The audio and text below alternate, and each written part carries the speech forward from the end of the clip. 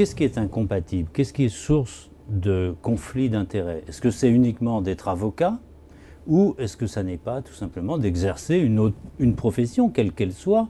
Un agriculteur, il ne va pas regarder le budget agricole comme n'importe qui. Un enseignant ne va pas regarder le budget de l'éducation nationale comme n'importe qui, etc. On peut prendre toutes les professions. Finalement, où s'arrête la liste des incompatibilités entre une profession et un mandat politique? C'est le bon sens qui permet de répondre à cette question. Vous voyez bien qu'au fond, il ne s'agit pas tant de la nature des professions occupées que de la nature des responsabilités occupées dans ces fonctions, enfin dans ces professions, pardon, de la nature des responsabilités occupées dans ces professions, qui peut parfois mettre en cause l'impartialité de la personne lorsqu'elle est élue et responsable politique par ailleurs dans les décisions qu'elle a à prendre. Je vous en donne un exemple. Le fait que quelqu'un soit pharmacien, a priori, n'est pas problématique pour avoir des responsabilités politiques par ailleurs. En revanche, le fait que cette même personne travaille dans un poste à responsabilité dans un laboratoire pharmaceutique et qu'il soit parlementaire en même temps, fait peser un soupçon de conflit d'intérêts qui est problématique. Alors justement, mais comment définit-on cette liste-là? Enfin, c'est compliqué, là. Je crois qu'il faut s'en remettre, là, pour le coup, au bon sens des parlementaires qui vont devoir écrire la loi. Donc, il y a des propositions qui vont être faites. Je vous rappelle que le Premier ministre a reçu les présidents de groupe la semaine dernière. Il y a des choses qui nous apparaissent d'évidence. Le fait d'être, par exemple, avocat, et en particulier avocat d'affaires, est problématique. Le fait d'être au conseil d'administration de certaines grandes entreprises est problématique. Le fait d'être consultant, donc de faire des affaires avec des grandes entreprises quand par ailleurs on est parlementaire, est problématique. En revanche, pour reprendre votre exemple, il est des activités qui, par définition, ne peuvent pas être interrompues pendant un mandat de parlementaire parce que sinon elles mettent en péril cette activité. Je pense par exemple à une profession agricole. Eh bien, on en a tout à fait conscience et il ne s'agit pas d'interdire aux gens d'avoir une vie professionnelle, enfin d'interdire aux parlementaires d'avoir une vie professionnelle parallèle. Il s'agit juste de dire que lorsque cette vie professionnelle fait courir des risques de conflit d'intérêts, quand il y a un faisceau d'indices très important, or il y en a un sur les trois exemples que j'ai cités, eh bien il vaut mieux la mettre entre parenthèses le temps d'être parlementaire. Il y aura une liste ou pas?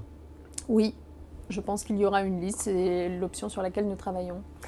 Il y a un métier aussi qui fait débat, c'est Bruno Le Maire, le député UMP Bruno Le Maire qui l'a mis sur le tapis. Il était venu en parler d'ailleurs sur ce plateau, ce sont les fonctionnaires. Lui-même a démissionné de la fonction publique en considérant que c'était incompatible avec sa fonction de parlementaire. Il y a aujourd'hui 185 fonctionnaires et enseignants dans l'Assemblée actuelle, ça fait à peu près 32% des députés. Est-ce que c'est trop? Est-ce que cette fonction doit faire partie de la liste qu'on vient d'évoquer? D'abord, ce qu'il est prévu pour la fonction publique, c'est que par une forme de parallélisme des formes, eh bien, on réclame des fonctionnaires de se mettre en disponibilité le temps qu'ils sont parlementaires. Ils restent fonctionnaires. Oui, c'est vrai, mais la mise en disponibilité a pour conséquence que vous ne percevez pas de primes à l'ancienneté, etc. Donc vous n'avez pas une carrière qui continue à se dérouler comme si de rien n'était. Sur la question du conflit d'intérêts, parce qu'on légifère parfois aussi sur les fonctionnaires, sur la fonction publique. Mais la question peut se poser, en effet. Donc c'est une question à creuser. Encore une fois, ça dépend des responsabilités que vous occupez. Mais si vous êtes en disponibilité, entendez-moi bien, quand vous êtes en disponibilité, ça veut dire que vous ne pouvez plus du tout toucher aux affaires, quelle que soit la fonction que vous occupiez auparavant. Un député fonctionnaire peut voter une loi sur la fonction publique. C'est cette question qui se pose. Et bien sûr, tout comme un député, pour le coup, commerçant peut voter, artisan, voter une loi sur le commerce. La question, c'est celle du conflit d'intérêts.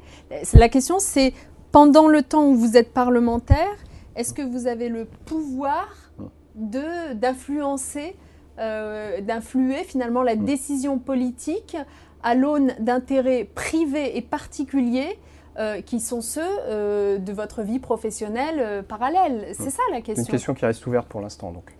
Elle n'est pas simple. Je ne vous dis pas le contraire. Elle n'est vraiment pas simple. Et en même temps, si vous voulez, j'ai l'impression que ça fait 25 ans qu'on parle des conflits d'intérêts et de la nécessité de les prévenir. Je vous rappelle quand même que Martin Hirsch avait mené un travail extrêmement intéressant sur ce sujet qui avait été royalement enterré par Nicolas Sarkozy. C'est que c'est un sujet en effet qui est compliqué, mais en même temps, il faut du courage. Et ce dont on a manqué ces 20 dernières années, c'est en effet de courage pour le faire. Voilà. On passe à notre